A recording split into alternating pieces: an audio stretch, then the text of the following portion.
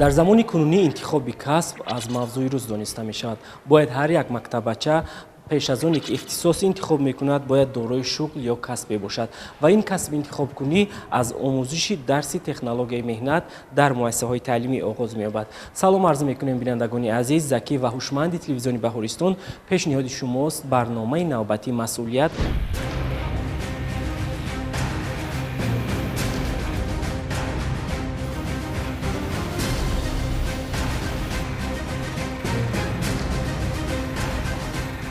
дар воқеъ интихоби касб аз масоили асосӣ дар назди хонандагони муассисаҳои таълимӣ меистад. аз ин рӯ бояд насли наврас ҳангоми таҳсил дар таълимгоҳҳо ба омӯзиши касбу ҳунар машғул шуда, вобаста ба дарку фаҳмиш ва завқ ҳунар ва касберо интихоб намоянд, ки воқеан барои онҳо шавқовар бошаду ҳадди ақал онро ҳамчун шуғл истифода намоянд. با مقصد معین کردن یا که فهمانیدن کسب انتخاب کنیم به خوانندگان دوام سال تحصیل 2 مرتبه از خوانندگان پرسشنامه تئسی بین آنها گذرانده می شود با مقصد معین کردن اختصاص یا که کسب در آینده. با وجود این به خاطر معین کردن ساحه یا کسب دوست داشته خود در مؤسسه های تعلیمی دیکتانت این شوها برگزار کرده می شود. هنر کسب آموختن، کسب اسقاط کردن و انتخاب کسب آموزی امروز در سرتاسر جمهوری تاجیکستان در تمام مؤسسه های تحصیلات میانه عمومی با مرام ادامه یافته ایستاده است. آن ختم کنندگانی که در صنف های 9 و 11 تحصیل میکنند آنها به واسطه برای کسب انتخاب کردن در روند درس با آموزگاران فن تعلیمی مهنت و نوابسته با معاون دیرکتور عاید به کارهای تربیوی که برای انتخاب نمودن کسب به آنها پیوسته کمک میرسانم و برای در آینده دریافت زندگی آسایشته آنها این کسب آموختن در حیات شخصا خوانندگان نقشی از همه مهم می‌باشد. اساسگذاری صلح و وحدت ملی پیشوای ملت پرزیدنت جمهوری تاجیکستان محترم امامعلی رحمون ضمن ارائه پیام نوبتی به مسئله کسب آموزی اهمیت مخصوص داده ذکر نمودند که حالا در کشور در زمینه تحصیلات ابتدایی کسبی از روی 97 اختصاص در مرکزهای تعلیمی کلانسالان از روی 57 اختصاص و در زمینه تحصیلات میانه کسبی از روی 166 اختصاص در مجموع از روی 454 اختصاص کادرهای کارگری آماده کرده میشوند. حکومت مملکت وزارت‌های مالی و علم، مهنت، مهاجرت و شغل اهالی و دیگر وزارت اداره‌ای که در ساختارشان مؤسسه‌های تعلیمی دارند، اینچنین رئیسان ولایت‌ها و شهر و ناحیه‌ها وظیفه‌دار کرده میشوند که در مدت 5 سال آینده شهروندان از 18 ساله بالا را که کسب و هنر ندارند با کسب و هنر آموزی جلب نموده جهت سراسر شایع کسب کردن اهالی تدبیرهای جدی را راه اندازی نمایند. در برابر این برنامه کسب آموزی شهروندان جمهوری تاجیکستان را برای سال 2020-2025 تهیه نموده جهت اجرای آن تدبیرهای مشخص نمایند. واقعا هم درست است که زمینه اساسی کسب آموزی شهروندان این مؤسسه‌های تعلیمی به شمار می رود و در مؤسسه‌های تعلیمی آموزش فن تکنولوژی مهنت موافق مقصد است. در زمان صاحب استقلالی کشور در اکثر مؤسسه‌های تعلیمی بهر درک مسائل مذکور و به هنرآموزی فرا گرفتن نسل امروز شرایط مادی و تکنیکی مهیا کرده شده است و درس‌های تکنولوژی مهنت نظریوی و عملی صورت می‌گیرند. آموزگاران فنی وابسته به خواهش مکتبچه نازکی‌های هنر را به آنها می‌فهمانند. طبق اطلاع در مؤسسه‌های تعلیمی خوانندگان صنف‌های از 1 تا 4 فن صنعت و مهنت در یک هفته 2 ساعت، در یک سال 72 ساعت درسی و تعلیم گیرندگان صنف‌های از 5 تا 10 فن تکنولوژی مهنت در یک هفته 1 ساعت و در یک سال خوانش 36 ساعت درسی می‌خوانند.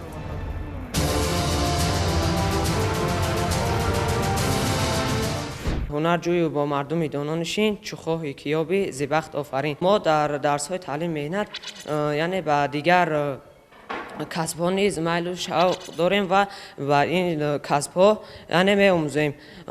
من از جمله کسب‌های یعنی دوریدگری و کفشگری را نیز آموختم.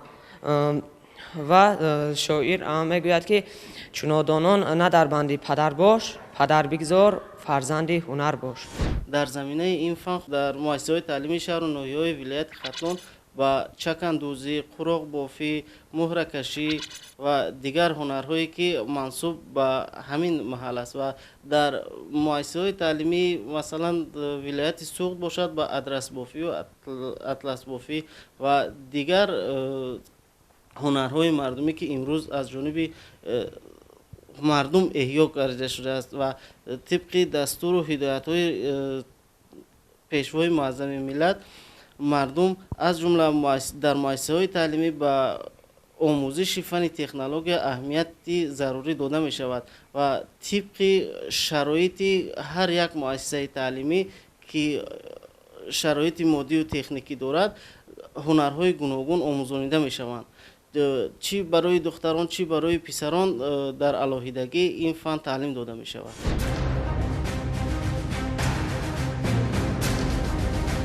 چون برای خوانندگان صنف‌های بالایی که اکثر در این سن و سال به هنرآموزی میل می‌کنند و انتخاب کسب می‌نمایند، در یک سال خوانش 36 ساعتی درسی کفایه نیست. از این رو آموزگاران مسئولیت حس نموده محفل‌های هنرآموزی را نیز در این سمت سازمان دادند. همزمان برای پرزور نمودن فضای خالگی خوانندگان مؤسسه‌های تعلیمی در سمت مسائلی در بالا ذکر گردیده در مملکت مرکز جمهوریوی راهنمای کسبی فعالیت می‌نماید.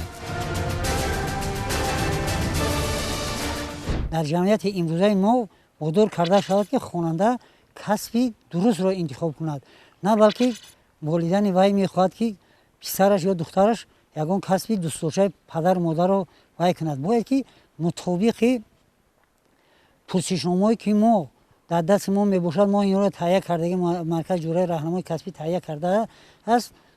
باید که هر یک خواننده همین 18 وی که پرسشنامه‌ای ما داریم باید گذارند. ما برای مؤسسه تحصیلات میانه عمومی برای خوانندگان صنف نو خب برای معین کردن پسیخولوژی خواننده برای خوانندگان صنف نو 90 سوال داریم که در این پرسشنامه پرسیده می شود.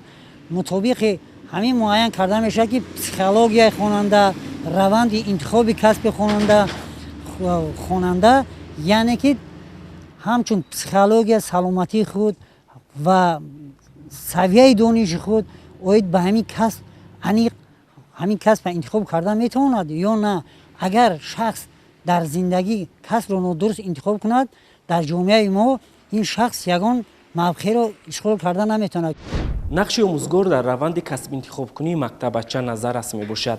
باید معلم کسب‌های گوناگون را پیشنهاد نسل نورس نماید تا که مکتبچه تواند از میان آنها یکی را همچون شغل استفاده نموده انتخاب کند.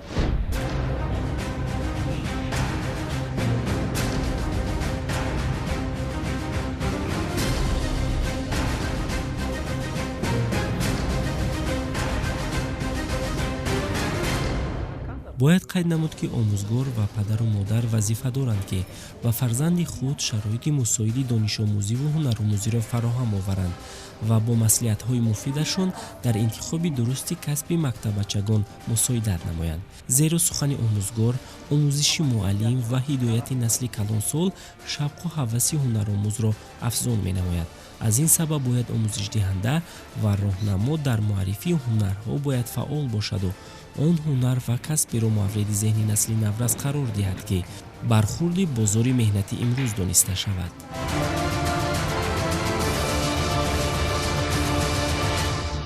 بسیار وقت پدر و مادر وام میخورند که آنها در انتخاب کسب و فرزندان خودشان به جای یاری دادن مانع میشوند. آنها آن کسب رو انتخاب میکنند که خودشان آن رو میخواهند و از این سبب این کار آنها خیلی خطاست، چون که هر شخص باید که خودش کسبش رو انتخاب کند و نسبت کسب انتخاب کرده خودش مهر و محبت زیادی داشته باشد. این چنین باید که هر یک آموزگار این چنین راهبران صنف‌ها در ساعت‌های تربیوی باید با هر یک خوانندگان суҳбатҳо намуда доири касб интихоб кардани хонандагон ёрӣ расонанд. тавре мушоҳида карда шуд дарси технологияи меҳнат дар таълимгоҳҳо бо унвони духтарона ва писарона баромода шудааст. дар гурӯҳи духтарона дар ҳоли ҳозир бештар ҳунарҳои дастӣ мавриди таваҷҷӯҳи хонандагон қарор гирифтааст, зеро ин намуди ҳунарҳо камхарҷ, осон ва диққатҷалбкунанда мебошанд. аз ҷониби дигар ин ҳунарҳо ба худ харидор низ доранд. дар таълимгоҳи рақами 62-юми шаҳри Душанбе омӯзгори фаннӣ бештар ба он мекӯшад, ки пеш аз ҳама духтарон омода намудани армуғонро аз худ намоянд. инчунин самти дигари фаъолияти онҳо эҳёи ҳунарҳои мардумӣ дониста мешавад. дар дарсҳои таълими меҳнат мушоҳида карда мешавад, ки он касбу ҳунарҳое ки дар раванди таълим ба онҳо омӯзонида мешавад, онҳо барои пешбурди зиндагӣ ва ҳамчунин масалан агар мо назар дода бошед, барои духтан, барои пухтан ва дардмол кардан, дигар касбҳои нозуке ки дар ҳаёт, дар зиндагии онҳо истифода мебаранд, онҳо аз бар мекунанд. писарон бошанд, ба касбҳои дуроедгарӣ, он масалан рандакорӣ, дигар касбҳои барои сохтмонӣ лозим аст, онҳо аллакай аз уҳдаи иҷроиши он мебароянд. боварӣ комил дорам, ки дар оянда дар зиндагӣ онҳо ҳеҷ вақт хорира намебинанд. касб аз худ кардан барои онҳо як меҳвареро мебахшад, ки дар зиндагиашон ба назди касе сархам намекунанд ва аз уҳдаи иҷроиши ин ё он мушкилоте ки дар зиндагӣ ҳаст метавонанд, ки худашон аз иҷрои он бароянд.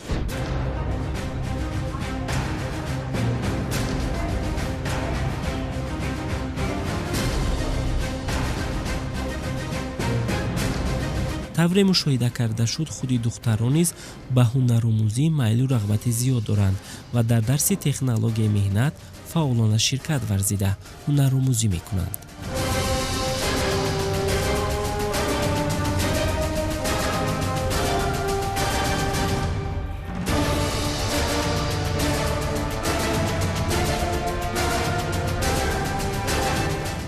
касб, ҳунар, пеша фазилати инсонист. он мудом инсонро дар байни мардум обрӯманд месозад, ки ҳамагон ҳурмату эҳтиромашро ҳама вақт ба ҷо меоранд. ба мо гулдӯзӣ, попурзанӣ, дӯзандагӣ нишон медиҳанд, болишт медӯзем, курташаҳо медӯзем ва қисми болои куртаро омода месозем. мо гулдухтарон кӯшиш менамоем, ки тамоми ҳунарҳоро аз худ намоем. аз ҷумла дар муассисаи мо маҳфилҳое баргузор мегардад, ки муаллима ва мо тамоми ҳунарҳоро меомӯзанд ва ҳунарҳои гулдӯзӣ, зардӯзӣ, қуроқдӯзӣ, қолинбофӣ ва намуди дигар ҳунарҳоро меомӯзонанд ва мо кӯшиш менамоем, ки тамоми ҳунарҳоро аз худ намуда ва ба дигарон низ биомӯзем.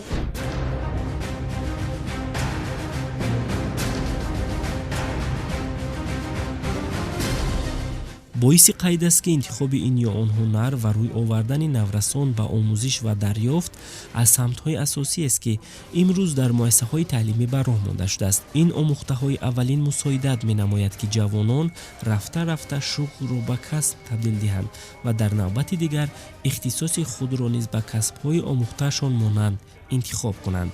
аммо омӯзгорон бар он назаранд, ки касб аз ихтисос фарқ дорад, лекин дар маҷмӯъ ҳарду барои пешбурди зиндагии шоиста лозим меоянд. интихоби ихтисос ва интихоби касб бениҳоят фосилаҳои дароз дорад. масалан, он ихтисосе ки банда интихоб кардааст ҳуқуқшинос мебошад.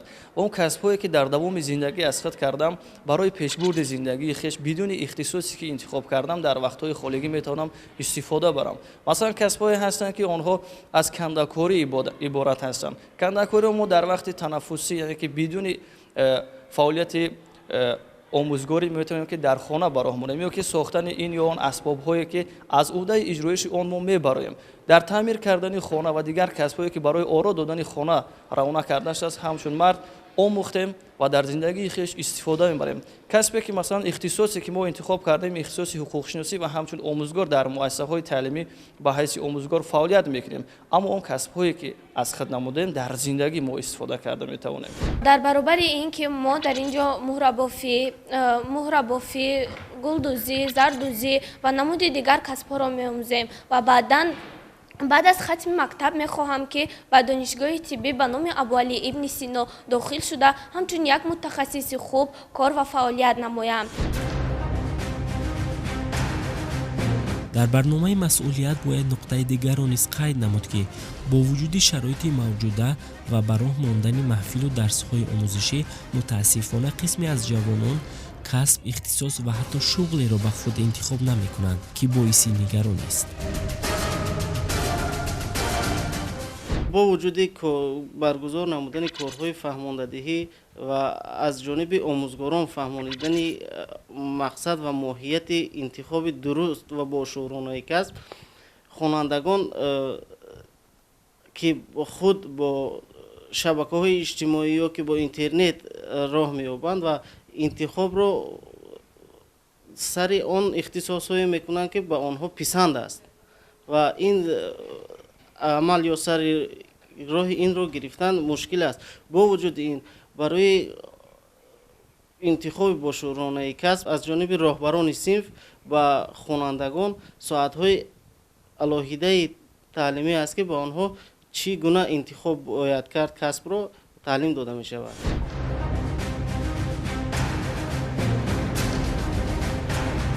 در واقع صاحب هنر نفر است که در نزد دیگران آبرو و اعتباری خاص دارد. در برابر این هر صاحب هنر می تواند که با استفاده از هنر و کسب خود زندگی خود را سازد. در زمان امروز که شرایط ارزنده مهیا است، باید آموزگاران و والدان و پیش از همه خود نورسان با ذوق و محبت شغل و کسب خود را انتخاب نمایند و موافق آن هنرآموزی نمایند.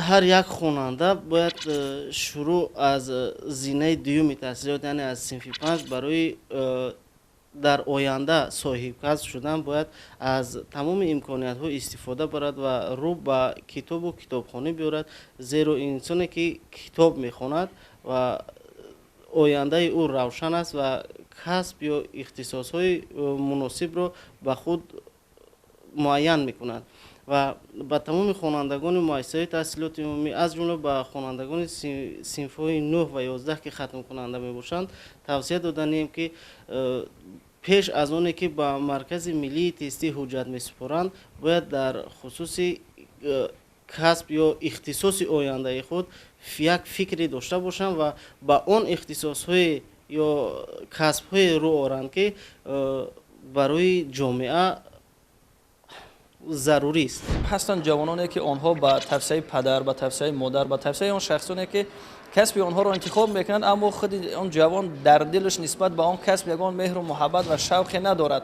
کسب را انتخاب میکند، طوری 4 سال یا 5 سال در دانشگاه تحصیل میکند و همچون متخصص شده به کسب خوش در جامعه کار کردن نمیتواند.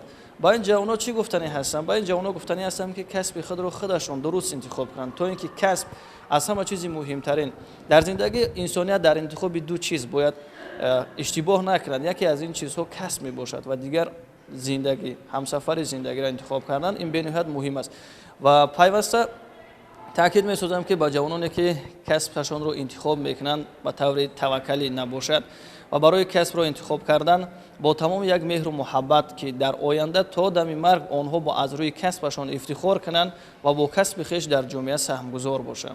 بینندگان عزیز، پیشنهاد شما بود برنامه نوبتی مسئولیت و صحبت نمودیم سر موضوع بسیار مهم انتخاب کسب از جانب خوانندگان. امیدواریم که از برنامه ما بهره برداشتید. خیر، تا دیدارهای بعدی سلامت باشید.